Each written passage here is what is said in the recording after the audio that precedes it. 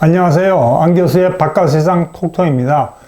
저기 보시는 사진은 2년 전에 주한미군이 백선혁 대장님의 생신 파티를 영선에 있는 전쟁기념관에서 해주는 장면입니다. 해리슨 대사가 백 장군님한테 이렇게 인사를 하는데 왼쪽 무릎을 땅에다 이렇게 대고 인사하지 않습니까? 굉장히 인상적입니다. 해리슨 대사는 태평양 사령관 별 4개 해군 제독 출신입니다. 제가 롯데 호텔에서 해리슨 대사하고 같은 테이블에 앉아서 점심을 먹은 적이 있습니다. 근데 실물을 자세히 보니까 재미있는 게 첫째, 역시 해군 제독, 해군 대장의 품위가 보입니다. 근데 얼굴을 이렇게 하고 이야기해 보니까 아메리칸인데 아시아적인 이미지가 자꾸 풍겨요. 알아보니까 아버님은 미 해군이셨고 어머님이 일본 분이셨답니다. 근데 저는 해리슨 대사가 저렇게 왼쪽 무릎을 땅에 이렇게 닿고 있는 모습을 보면 30여 년 전에 파리에서 유학하던 시절 유럽에서 만났던 이름 모를 미국 병사가 생각납니다. 독일로 여행을 갔다 제 차가 길 옆에 진흙탕에 빠졌습니다. 근데 아무리 제 혼자 힘을 해도 안 나오는데 마침 지나가던 미군 병사가 차에서 내려서 도와줬습니다. 그래서 둘이서 이렇게 힘을 써서 영차영차하고 이렇게 차를 뺐거든요. 그래갖고 제가 이제 고맙다고 땡큐 그러면서 미국 병사를 쳐다보는 순간 제가 깜짝 놀랐어요. 뭐냐면은 저는 제 차인데도 제 바지를 안 적시려고 진흙탕에다가 무릎을 꼿꼿이 펴고 이렇게 차를 들어 올렸거든요. 근데 미국 병사의 바지는 완전히 진흙탕에 젖었습니다. 미국 병사는 남의 차인데도 자기 왼쪽 무릎을 아까 해리슨 대사처럼 진흙탕에다 확 쳐박고 제 차를 끌어올려 준 거예요. 그래서 제가 느끼는 게 참 굉장히 중요한 인상을 받았는데, 미군이 강한 게 무슨 무기가 훌륭하고 처우가 좋은 요인도 있습니다. 그렇지만 전쟁에서의 승리는 일개 한 명 한 명의 병사가 갖고 있는 이 군인 정신이 굉장히 중요하다는 걸 제가 미군 병사의 행동을 보고 느꼈습니다. 마침 전쟁의 미래라고 로렌스 프리드만 교수가 지은 책이 국내에 나와서 제가 한번 소개시켜 드리겠습니다. 로렌스 프리드만은 영국의 국제전략연구소의 연구원으로 있다가 킹스 컬리지 런던의 전쟁연구학부 교수로 계신 분입니다. 참 영국 대학은 재미있습니다. 어떻게 학부에 전쟁연구 학부라는 게 있습니다. 이분이 쓴 전쟁의 미래를 이렇게 간단히 요약해 드리면은, 인류 역사는 곧 전쟁의 역사라는 겁니다. BC 1496년부터 1861년 약 한 3400년 동안 전쟁을 한 3200년 동안 했대요. 평화가 유지된 기간은 227년밖에 안 됩니다. 그러니까 인류 역사를 쭉 3000년간의 인류 역사를 보면 13년 동안 전쟁하고 1년 평화를 쉬고 또 전쟁한 겁니다. 제가 왜 프리드만의 책을 여러분한테 소개시키려면, 프리드만은 이렇게 말합니다. 아시아가 앞으로 강대국 전쟁의 무대가 될 가능성이 높다. 그러면서 3군데를 뽑았습니다. 한반도, 대만, 남중국해를 뽑았습니다. 프리드만 교수뿐만이 아니고 하버드 대학의 유명한 그레엄 앨리슨 교수도 이 책을 냈는데, 이 책에서 미국과 중국 간에는 무력 충돌을 피할 수 없다고, 전쟁을 피할 수 없다고 아주 못을 딱 박았습니다. 아주 자신 있게. 그 이후로서는 2가지를 들었는데, 첫째가 투키디데스 함정입니다. 지난 500년간 세계 역사를 이렇게 보니까 16건의 이 패권 변화가 있답니다. 그 중에 14건은 전쟁이 일어났답니다. 쉽게 말하면 독일 제국이, 강성이라는 독일 제국이 앵글로색슨 제국을 따라잡으려고 패권을 뺏으려고 벌어진 게 1차 전쟁, 1차 대전 아닙니까? 그렇기 때문에 앨리슨 교수는 향후 10년 내지 20년 사이에 미중 전쟁 가능성이 아주 높다. 그냥 높은 건 아주 높다고 이야기했습니다. 특히 앨리슨 교수는 중국이 경제적이나 군사적으로 그냥 이대로 방치하면 미국을 추월하게 되면 미국의 군사적인 도전을 할 것이라고 경고했습니다. 그런데 이런 그 미중 간의 전쟁 가능성 이야기는 무슨 교수만 하는 이야기 아니고 실제로 미국 정책 결정에 종사하는 사람들이 이런 얘기를 했습니다. 저 사람은 제드 바빈이고 Deputy Undersecretary of Defense, 미 국방성이 우리말 한 차관복급 되는데 이런 책을 썼습니다. Why China wants war with the United States? 왜 중국은 미국하고 전쟁하기를 원하느냐? 그러면서 중국이 힘을 키워갖고 이 미국에 대해서 도전할 정도로 강한 군사력을 가지면 분명히 미국을 공격할 것이라고 경고했습니다.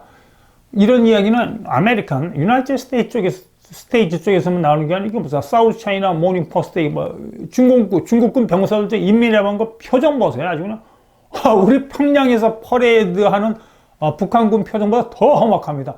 저걸 보면서 제가 느낀 게 뭐냐면 이 베이징 지도부가 중국 인민해방의 일개 병사 하나를 굉장히 호전적인 군인으로 맹긴다는 걸 제가 느꼈어요.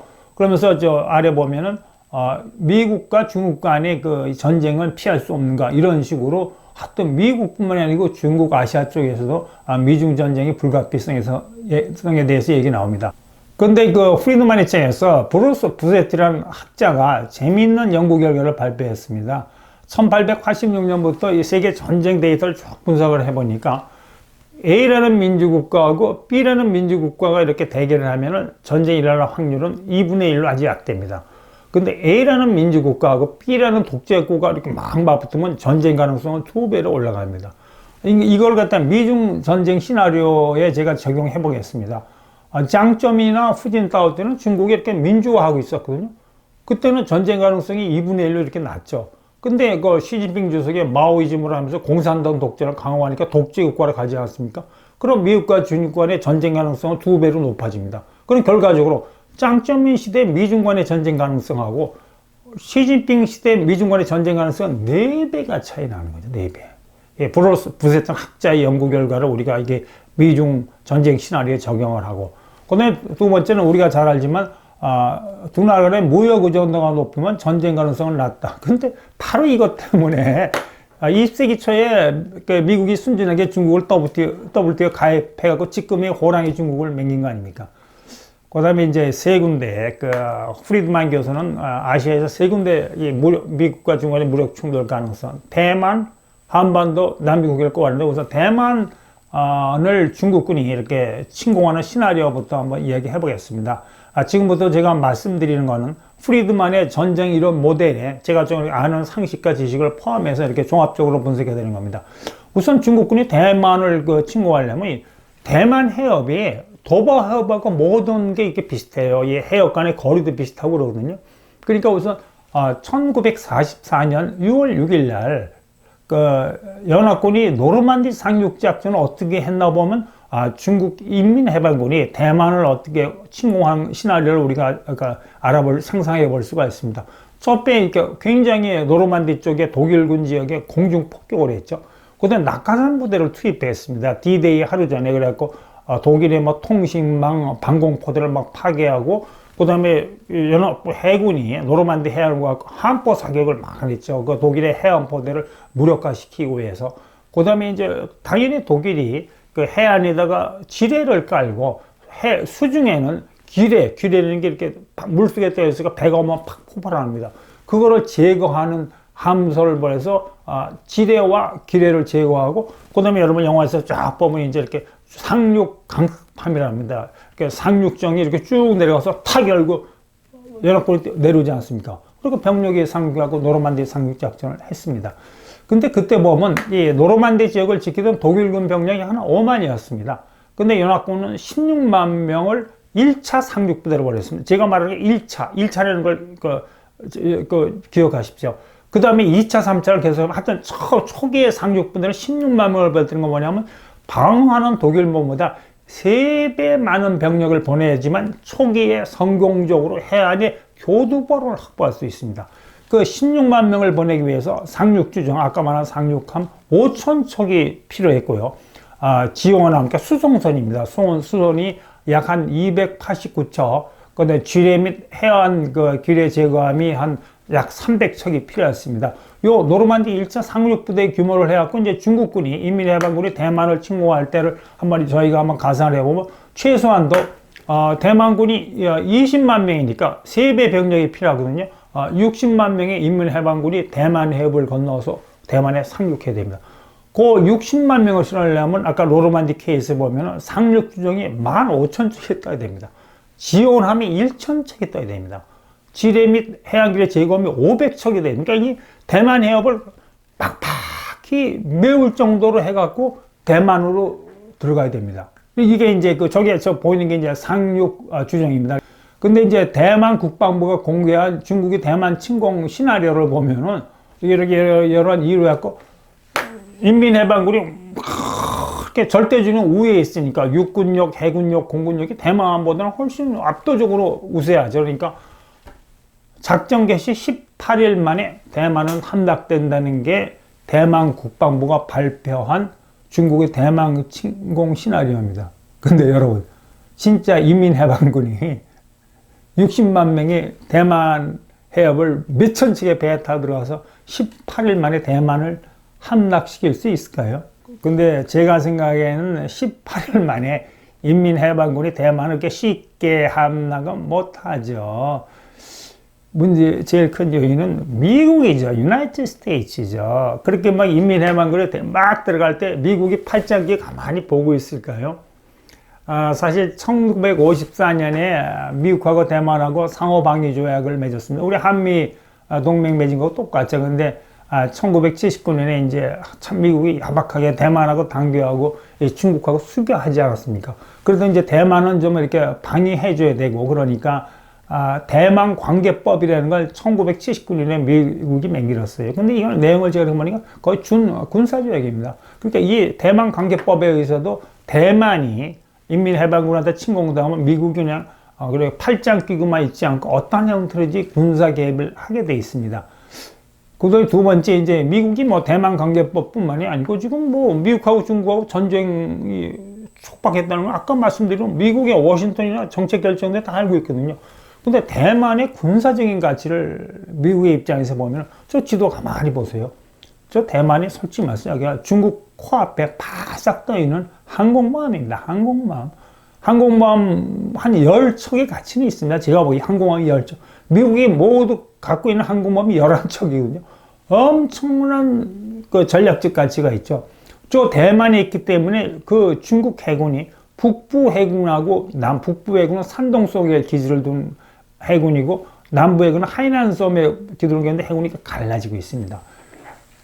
이 전략적 가치가 엄청나고 두 번째, 만약에 대만이 인민해방군의 손에 들어가죠? 한번 지도를 보십시오. 지도 보면은 그냥 오키나와에 있는 미군 기지, 저기 괌에 있는 미군 기지가 그냥 중국 해군 앞에 노출되고 일본 안보도 그냥 위협받고 필리핀 동남아 그냥 직접적으로 위협받았고 미국의 태평양 안보에 결정적인 타결합니다.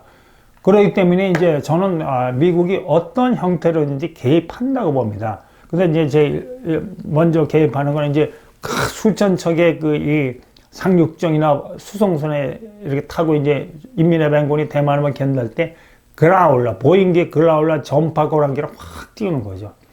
그 이라크 전쟁하고 걸프전하고 그럴 때 그 이라크도 나름대로 미사일이나 무슨 미사일 시스템을 갖고 있었는데 제 기능을 못한 게 뭐냐면 그라울러 전파 고랑기 가서 그냥 적의 방공망이나 통신 지휘 체계를 막 혼란시켜 놨습니다. 순간적으로 막 혼란에 마비시키는 거죠. 그라울러를 싹 대가 점잖게 하면 뭐 중국이 이렇게 막 상륙작전하면 서로 함정하고 지상 통제본부가 교신했는데 막 혼란되고 미사일 쏠라든 미사일 위도 시스템 막 혼란된 겁니다. 그러면 인민해방군이 대만 침공작전이 효율적으로 될 수 없죠. 두 단계는 미국 육군은 절대 개입 안 합니다. 미국 해군하고 공군이 개입하죠. 대만 해협을 미 해군하고 공군이 봉쇄해버립니다. 봉쇄하면은 중국 해군하고 미국 해군하고는 해전이 벌어집니다. 해전이. 쏘고 하겠죠. 그럼 어느 정도 피해를 입냐는 한번 붙어봐야 됩니다. 근데 이 대만 해협 봉쇄는 여러분 이렇게 중국이 공산화 가려고 보면 하이난성은 그 공산화 되지 않습니까? 근데 왜 대만인 장제스쿨이 도망갈 때 왜 모택동군대가 대만을 같이 함령 못했나 하면 그 당시에 미 태평양 대가 대만 해협을 싹 봉쇄해 버렸습니다. 그러니까 모택동 군대가 대만을 못 들어가게. 그러니까 1949년에 사태가 벌어진 거죠. 일본 가만히 있을까요? 아까 봤지만 대만이 이 인민해방군에 소개되면 일본이 직접적인 유혹, 특히 오키나와가 일본 영토거든요. 제 예상에는 일본이 미일 동맹이 있기 때문에 가만히 있을 것 같지 않습니다. 자, 그러면 이제 재밌는 건 그러면 60만 명이 이렇게 대만 해협을 가져내고 중공군은 옛날에 6.25 때도 인해전투니까 뭐 아무리 대만군이 미사일 쏘고 포 쏘고 비행기 쏴도 가라앉지 해도 갈 겁니다. 하여튼 뭐 인해전술로. 그래갖고 대개 그 상륙전 교리의 전술에 의하면 3분의 2 병력 손실이 있더라도 3분의 1은 그냥 대만 해안의 교두보로 확보합니다. 60만이 출발하면 20만은 그래도 어쩌고저쩌고 교두보로 확보합니다. 그러면 이 20만이 대만군 20만하고 빡세게 붙어갖고 대만을 점령할 수 있을까요? 제가 왜 이렇게 이런 상륙전 이야기를 여러분께 자세히 말씀드리냐 하면요. 제가 해병대 중위로 근무할 때 상륙전에 관해서 한 달 이상 특수교육을 제가 받았기 때문에 세계 상륙전의 역사, 상륙전의 전술 교리 같은 걸 제가 잘 알고 있습니다. 군사교육을 받아갖고. 근데 상륙전이 성공하려면 두 가지 요건이 확립돼야 됩니다. 해안의 적의 화력을 완전히 무력화시켜야 됩니다. 그 다음에 아까 일진이죠. 일파가 이렇게 해안에 상륙해갖고 아까 말씀드렸지만 3분의 2를 희생하더라도 3분의 1만 상륙의 교두보 확보하면 일단 일진의 공격은 성공합니다. 그죠? 반드시 중요한 건 2진, 3진의 후속 보충병들이 계속 와줘야 됩니다. 일진만 달랑 상륙시키고 해안의 교두보를 확보하는데 그 다음에 대만 해협이 봉쇄되면은 대만에 상륙한 위대한 20만 인민해방군은 어떻게 되죠? 언제 낙동과 모래알입니다. 항복하든지 전쟁 포로가, 왜냐면 탄약이 못 오는 거 아닙니까? 후속 병력이 못 오고 항복하든지 그 다음에 전멸하는 수밖에 없습니다. 다음으로 한반도의 무력 충돌 시나리오죠. 우리가 6.25 전쟁하면 또 세 사람을 우리가 꼭 기억해야 됩니다. 첫째 평양이 스탈린한테 가서 모스크바 스탈린 가서 야, 내가 남침을 좀 하게 좀 탱크 좀 지으러다. 15일 만에 한 번 다는 싹 부산까지 밀어갖고 적화 통일할 수 있다가 뻥뻥 큰 소리 치는데 모스크바에서 스탈린이 노 안 돼 안 된다 그랬습니다. 첫째, 그 당시에 주한 미군이 있었고 미국은 핵이 있었는데 소련은 핵이 없었거든요. 그리고 마오쩌둥한테 가니까 김일성이 마오쩌둥은 더 난리죠. 절대로 안 돼. 한반도에서 무력 분쟁이 일으키지만 지금 이 장제스 군대가 싸움 마무리도 완전히 안 되고 새로운 중국을 맹겨 정신이 없는데 그랬는데 얼마 후에 49년에 모스크바하고 베이징이 오케이 하면 남침 해봐 그렇게 났습니다. 왜냐하면 여러분 잘 아시지만 49년에 한반도에서 미군이 철수하고 소련이 핵개발에 성공하고 중국이 완전히 공산화됐거든요. 그러니까 우리가 6.25 전쟁이 일어난 거 아닙니까? 그런 측면에서 볼 때 6.25 전쟁을 제가 이렇게 중국하면 중국이 당했어요. 스탈린하고 김일성이한테 중국이 약간 말려 들어갔습니다. 처음에 제가 말씀드린 중국은 한국 전쟁을 발발하는 거 원치 않았거든요. 근데 어떻게 실실 말려 들어가 스탈린이 뭐라 했냐면 약간 한국에 전쟁이 일어나면 소련이 군수물자 얼마나 지원하니까 탱크 대포는 얼마 주고 그렇지만 병력 지원은 절대로 안 된다. 혹시 병력 지원이 필요하면 야 마오쩌둥 중국 너희가 한반도 들어가. 그런 식으로 소련이 교묘하게 발을 뺀 거죠. 그러니까 어영부영하고 멍하다가 마오쩌둥 중국 군대는 그냥 한반도에 들어와갖고 자기들은 승리한 전쟁을 하지만 완전히 실패한 전쟁이죠. 오히려 절대로 중국의 입장에서는 붉은 중국의 입장에서는 그 당시 6.25 전쟁이 한반도에 터지지 않았으면은 중국한테는 지금 역사적으로 굉장히 유리한 상황이었습니다. 근데 한반도 무력 충돌 가능성을 한번 이야기해 보겠습니다. 프리드만 교수하고 이제 제가 무슨 거라면 첫째 무력 충돌가 되려면 평양에 전쟁 의지가 있어요. 적화 통일을 하겠다는 의지가 있고 아니 말만 떠들었어요. 능력이 있어요, 능력. 근데 6.25 때는 달랐습니다. 6.25 때는 북한이 압도적으로 이렇게 중국군이나 미군의 개입을 빼고 북한 자체의 군사력하고 우리 대한민국 군사력을 볼 때 북한이 압도적으로 대한민국 군사력보다 우위에 있었습니다. 일본 제국주의가 식민지 통치하면서 우리 대한민국에 있던 남쪽은 식량 보호기주로 삼아갖고 쌀을 수탈해 갔는데 북한 지역은 중국을 침공하는 군수기지로 맹기라고 엄청나게 많은 군수 공작을 맹기었습니다. 그때 그 일본 제국주의가. 그 해방되고서 고스란히 북한이 몰려받아갖고 6.25 전쟁이 일어날 때는 북한은 기관총을 자체 생산했을 정도로 군사력이 압도적으로 월등했습니다. 그 다음에 두 번째 팩터는 6.25 때는 한반도에 주한미군이 없는데 지금은 주한미군이 있고 한미동맹이 허가죠. 세 번째, 베이징의 실익. 지금 과연 중국의 입장에서 지금 뭐 세계 2위 경제대국이고 미국하고 빡세게 막 저렇게 싸우고 있는데 한반도에서 무력 충동이 일어나는 게 중국에 도움이 될까요? 부담이 될까요? 제가 생각에 베이징에 도움이 되지는 않습니다. 그럼 마지막으로 남은 게 남중해 군사 격돌 시나리오인데 여기에 대해서 이제 많은 전문가들이 얘기했는데 프리드만 이 교수는 이런 이야기를 합니다. 태평양 전쟁 때 1941년 12월 7일 날 일본 제국주의의 연합함대가 항공모함 6척 갖고 진주만에 있는 태평양 함대를 막 기습하지 않았습니까? 기습해갖고 전함 6척 등 18척의 배를 가라앉히고 하와이에 있던 항공기는 전투기는 거의 괴멸됐습니다. 이런 진주만 기습 작전식의 전략을 중국이 남중국해에서 하지 않을까 하는 가능성 있는 이론적인 모델을 프리드만 교수가 제시했습니다. 근데 이제 우선 진주만을 일본 제국주의가 기습한 배경하고 만약에 이건 가정입니다. 남중국해에서 중국군이 미 해군을 진주만 기습식으로 할 때 그 배경하고를 제가 한번 비교해 보겠습니다. 그러니까 일본이 진주만을 기습한 배경은 중일전쟁으로 일본이 중국 대륙을 침략하니까 미국이 야야야 너 이거 무력 침공 하지마 이러면서 경제 봉쇄를 했습니다. 그래갖고 일본에 수출하던 모든 물자를 딱 끊었습니다. 근데 그 당시에 일본은 석유하고 철강의 3분의 2 이상을 미국으로부터 수입했거든요. 근데 당장 석유하고 철강 수입이 끊기니까 일본 입장에서는 중국하고 전쟁을 수행 못하죠. 그러니까 일본이 이제 눈을 들고 남방 있지 않습니까? 일본 사람 말로는 남방인데 동남아입니다. 인도네시아, 말레이시아 이런 나라에서 석유가 나고 그 다음에 전쟁에 필요한 버그사이트, 구리, 주석 같은 게 이렇게 나니까 여기서 이걸 갖고 와야 되겠는데 여러분 잘 아시지만 그 당시에 필리핀에 미군이 주둔을 하고 있었거든요. 그러니까 이게 남쪽에서 물자를 갖고 오려면 필리핀에 주둔한 미군이 남중국해를 장악하기 때문에 물자를 갖고 올 수 없는 겁니까? 그러니까 이제 그냥 이 진주만을 기습하는 전쟁을 벌였는데 프리드만 교수의 책을 읽으면 첫째 그때 일본 천황도 그렇고 일본 제국주의 침략자의 수뇌부들은 미국하고 전쟁을 해갖고 승리할 수 없다는 걸 알고 있었대요. 미국의 방대한 자원과 군사를 볼 때 절대로 우리 일본이 미국하고 승리할 수 없는 걸 알고 있었는데 진주만을 기습 공격한 거잖아요. 이거 우리가 잘 이해가 안 되지 않습니까? 우선 어느 나라하고 전쟁을 붙으면 승리할 자신이 있을 때 전쟁을 보는데 그 당시 일본은 아주 이상한 행동을 했습니다. 근데 왜 그랬냐면요.